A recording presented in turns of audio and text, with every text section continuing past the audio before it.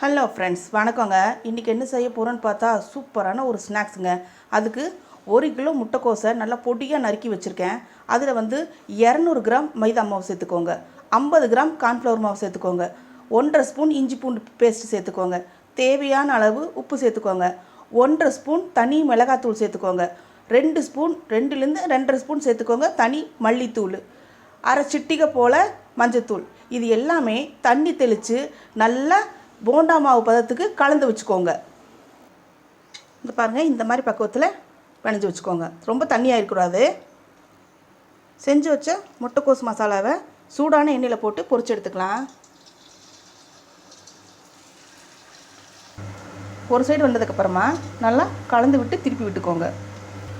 நல்லா வெந்துருச்சுங்க. இப்போ எடுத்துடலாம். சூப்பரான முட்டைக்கோஸில் ஒரு ஈவினிங் ஸ்நாக்ஸ் தயாருங்க. இதே மாதிரி செஞ்சு பாருங்கள்.